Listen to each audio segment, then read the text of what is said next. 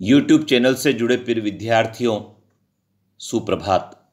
विद्यार्थियों, हमें ज्ञान विज्ञान की बातें जानना बहुत जरूरी है। ज्ञान विज्ञान की बातें हमारे जीवन से जुड़ी होती है और हमारी प्रतियोगी परीक्षाओं में भी इनका महत्वपूर्ण योगदान होता है। विद्यार्थियों, आज के वीडियो में हम बात कर रहे हैं ग्लोबल वार्मिंग के बारे में। विद्यार्थियों, समस्त ऊर्जा का स्रोत सूर्य है। सूर्य से प्राप्त होने वाली कुछ ऊर्जा हरी वनस्पतियों तथा प्रकाश संश्लेषण के लिए ग्रहण कर ली जाती है और शेष ऊर्जा पृथ्वी की ऊपरी सतह को गर्म कर देती है। सूर्य की ऊष्मा से गर्म होने के बाद जब पृथ्वी ठंडी होने लगती है तब ऊष्मा पृथ्वी से बाहर वायुमंडल में विस्तृत होने लगती है। लेकिन carbon dioxide, chlorofluorocarbon, nitric oxide, chloro oxide और मीथेन आदि गैसें इस ऊष्मा का कुछ भाग अवशोषित कर लेती है और शेष बची ऊष्मा को पुनः पृथ्वी पर परावर्तित कर देती है। इस प्रक्रिया में वायुमंडल के निचले भाग में अतिरिक्त ऊष्मा एकत्रित हो जाती है। विगत कुछ वर्षों में इन ऊष्मारोधी गैसों की मात्रा वायुमंडल में बढ़ जाने के कारण वायुमंडल के औसत ताप में वृद्धि हो गई है। इसे ही ग्रीन हाउस प्रभाव कहा गया है। बढ़ती जनसंख्या की विभिन्न आवश्यकताओं की पूर्ति हेतु परोक्ष या अपरोक्ष रूप से व्यापक पैमाने पर वनों का विकास हुआ है। प्रकाश संश्लेषण की क्रिया वायुमंडल में कार्बन डाइऑक्साइड की मात्रा को संतुलित रखती है, जबकि वनों का विनाश इसको बढ़ाता है। ग्रीन हाउस प्रभाव विश्व तापमान वृद्धि से सीधे संबंधित है।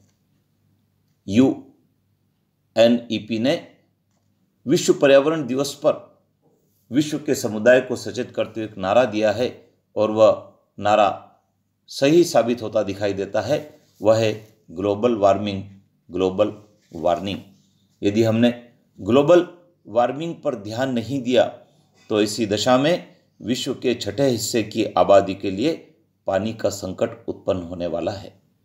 विद्यार्थियों, ग्लोबल वार्मिंग के कारण पेड़ पौधे प्रभावित होते हैं, जनजीवन प्रभावित होता है, पशु पक्षियों का जीवन भी प्रभावित होता है। तो आइए हम सब लोग मिलकर एक प्रयास करें कि ग्लोबल वार्मिंग को रोका जा सके और जनजीवन को सुरक्षित बनाया जा सके। यदि हमने ग्रीन हाउस प्रभाव से उत्पन्न संकट को नहीं जाना तो इसी दशा में विश्वव्यापी पर्यावरणीय समस्या उत्पन्न होने वाली है। विद्यार्थियों, वायुमंडल में कार्बन डाइऑक्साइड की मात्रा में वृद्धि के कारण विगत 50 वर्षों में पृथ्वी के औसत तापमान में वृद्धि हो चुकी है और यदि यही क्रम जारी रहा तो वैज्ञानिकों का मानना है कि सन 2050 तक पृथ्वी के तापक्रम में 4 डिग्री सेल्सियस तक की वृद्धि हो जाएगी, जिससे संरक्षित ग्लेशियर पिघल जाएंगे और समुद्र के जल स्तर में 10 इंच से 5 फुट तक की वृद्धि की संभावना व्यक्त की जा रही है।